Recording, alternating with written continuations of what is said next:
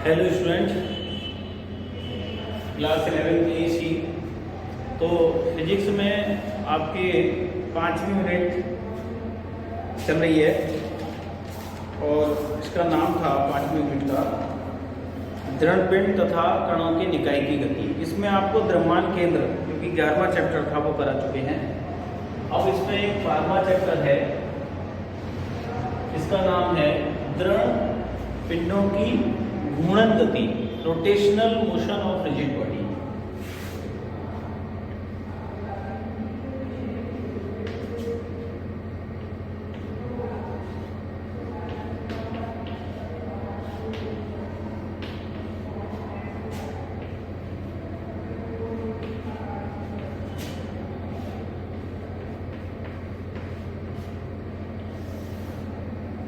ये चैप्टर है। इसमें सबसे पहले टॉपिक है बल आघूर्ण, टॉर्क। ये आपने पढ़ा है।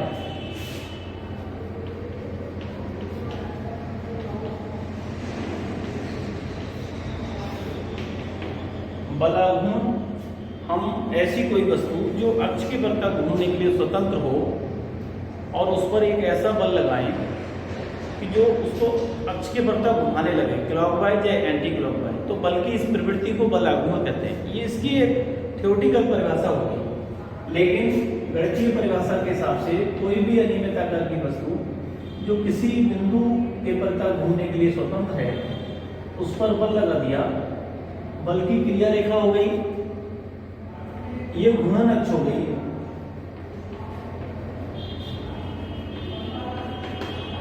बल की क्रिया रेखा से घूर्णन अक्ष तक की ये लंबवत दूरी हो गई, तो आरोपित बल और ये जो लंबवत दूरी है घूर्णन अक्ष से बल की क्रिया रेखा तक की लंबवत दूरी, इनके मल्टीप्लाई से, इनके गुणनफल से जो राशि बनेगी उसको बल आघूर्ण कहेंगे।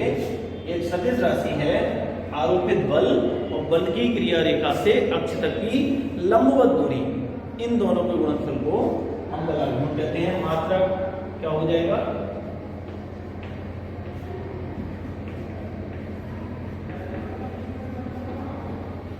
न्यूटन इंटू मीटर, ये इसका मात्रक। तो एक टॉपिक तो छोटा सा इसमें ये है। उसके बाद दृढ़ पिंडों की घूर्णन गति। घूर्णन गति हम उसको कहेंगे जिसमें वस्तु अक्ष के बल पर घूम रही हो। तो एक आता है कोणीय त्वरण, कोणीय वेग। इस द्रव्यमान केंद्र से भी पहले चैप्टर था, उसमें आपने पढ़ा था कोणीय वेग को ओमेगा से शो कर रहे थे। अब आता है कोणीय त्वरण। ऐसी कोई वस्तु जो किसी अक्ष के बल पर घूम रही हो, उस वस्तु के कोणीय वेग में परिवर्तन की समय दर को कोणीय त्वरण कहते हैं। यदि डेल्टा टी समय में कोणीय वेग में परिवर्तन डेल्टा ओमेगा हो जाए, डेल्टा ओमेगा बटे डेल्टा टी, ये जो राशि बनेगी ये होगी कोणीय त्वरण। मात्रक क्या होगा? ओमेगा का रेडियन पर सेकेंड होता है, सेकेंड नीचे आ गया तो मात्रक हो जाएगा रेडियन प्रति सेकेंड स्क्वायर। ये आ गया कोणीय त्वरण का फार्मूला। अब एक टॉपिक आता है कोणीय त्वरण और रेखीय त्वरण में संबंध। बहुत सरल सा टॉपिक है।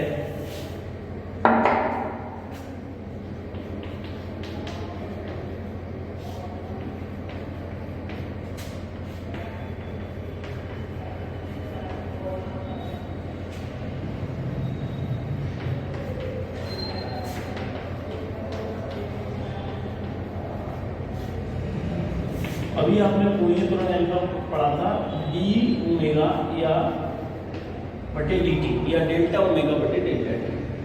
डिफरेंशियल से होगा क्योंकि b बराबर होता है आर ओमेगा। ये रेखीय वेग, ये दूरी, त्रिज्या और ये ओमेगा।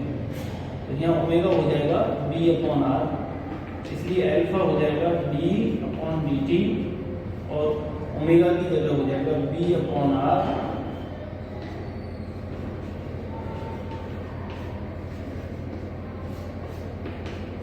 वेग परिवर्तन की समय दर हो गई, ये रेखीय त्वरण हो गया, आर हो गया, तो अल्फा ए बटे आर हो गया, इसलिए ए हो गया आर एल्फा। रेखीय त्वरण अक्ष से उस कण की दूरी क्या है और उस कण के कोणीय त्वरण के बराबर होता है, गुणनफल के बराबर होता है। तो ये संबंध आ जाएगा, ये आपको भेजेंगे, नोट्स भेजेंगे, वहां से आप नोट कर लेंगे। फिर आती है घूर्णन गति की समीकरणें। घूर्णन गति, रेखीय गति की समीकरण आपने पढ़ी है, b बराबर u प्लस ए टी, दूसरी होती है s बराबर u t plus half a t square, तीसरी होती है b square equal to u square plus 2as। ऐसे ही जब कोई वस्तु किसी अक्ष के परिता लगातार चक्कर लगा रही हो, घूर्णन गति कर रही हो, कोणीय त्वरण अल्फा हो, कोणीय विस्थापन थीटा हो, प्रारंभिक कोणीय वेग उसका ओमेगा 0 हो, कुछ समय बाद ओमेगा हो जाए, तो यही समीकरण चेंज हो जाएंगी। घूर्णन गति की क्या बन जाएगी, कोणीय वेग ओमेगा बराबर होगा ओमेगा 0 प्लस अल्फा टी, अर्थात रेखीय त्वरण की जगह कोणीय त्वरण आ जाएगा, समय टी रहेगा, प्रारंभिक कोणीय वेग ओमेगा 0 और कुछ समय बाद होने वाला ओमेगा, ये हो जाएगा। दूसरी समीकरण क्या हो जाएगी, theta equal to omega 0 t plus half alpha t square. Omega 0 प्रारंभिक कोणीय वेग हो गया, थीटा कोणीय विस्थापन हो गया। तीसरी समीकरण हो जाएगी ओमेगा स्क्वायर बराबर omega 0 square plus 2 alpha theta. ये तीन समीकरण आपकी घूर्णन गति के समीकरण होते हैं। इन सबको इंटीग्रल समाकलन की विधि एक होती है, उस मेथड से सिद्ध भी करेंगे, तीनों समीकरणें सिद्ध भी करी जाएंगी। और इस चैप्टर में कई टॉपिक इसके बाद आते हैं, कुछ क्वेश्चन आते हैं। एक शब्द आएगा जड़ता गुण।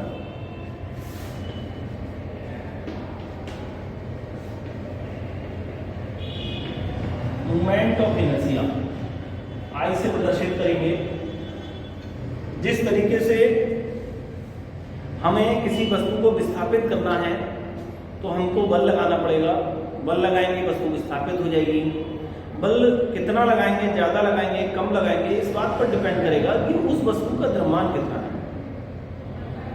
ऐसे ही कोई वस्तु अक्ष के परिता घूमने के लिए स्वतंत्र है, उसको हमको घूमती हुई वस्तु को रोकना है या रुकी हुई को घुमाना है तो उस पर बलाघूर्ण की आवश्यकता पड़ेगी। और कितना बलाघूर्ण लगाना पड़ेगा ये इस बात पर डिपेंड करेगा कि उस वस्तु का जड़ता गुण कितना है। ये गुण है वस्तु का एक। लेकिन गणितीय रूप से कोई कण जो किसी अक्ष के परिता घूम रहा है उसका द्रव्यमान m है, अक्ष से दूरी r है तो r अक्ष से दूरी के वर्ग से गुणा कर दो तो mr स्क्वायर उसका जड़ता गुण हो जाएगा। अब किसी भी वस्तु में कोई एक कण तो होता नहीं है, बहुत सारे कण होते हैं। उन सभी कणों के द्रव्यमान की उनकी अक्षीय दूरियों की गुणा करते चले जाओ, m2 r2 square m3 r3 square है डैश। इन सबको फिर ऐसे लिख सकते हैं सिग्मा mr स्क्वायर। ये जड़ता गुण का फार्मूला बन जाएगा, मात्रक हो जाएगा किलोग्राम मीटर स्क्वायर। ये जड़ता गुण का। फिर इसमें जड़ता गुण का भौतिक महत्व है और कई इसमें चित्र हैं, चैप्टर आप देखेंगे। फिर एक टॉपिक है बलाघूर्ण और कोणीय त्वरण में संबंध।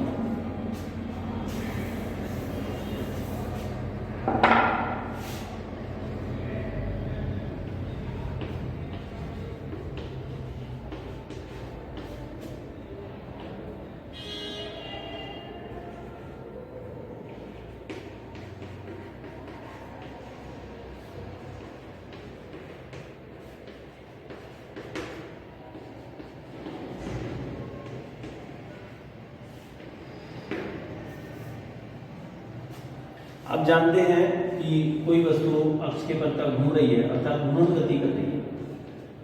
इसमें बहुत से कण हैं, m1 m2 m3 द्रव्यमान के कई कण हैं। इन सभी कणों की अक्ष से दूरियां r1 r2 r3 r4 dash हैं और कोणीय त्वरण अल्फा है। और रेखीय त्वरण भी कणों के अलग अलग हैं, किसी का a1 है, a2 है, a3 है डैश। तो m1 द्रव्यमान वाले कण का त्वरण a1 हो तो ये संबंध हो जाएगा, ये निकाला था। इस पर जो बल लगेगा F1 वो क्या हो जाएगा M1 A1, M1 और A1 की जगह R1 अल्फा हो जाएगा। बलाघूर्ण टाउ बराबर हो जाएगा प्रथम बल पर लगने वाला F1 और R1। F1 की जगह ये राशि लिख देंगे M1 R1 अल्फा गुणा R1, तो ये हो जाएगा M1 R1 स्क्वायर अल्फा। इसी प्रकार अन्य कणों के लिए बलाघूर्ण क्या लिख लेंगे M1 R2 स्क्वायर अल्फा।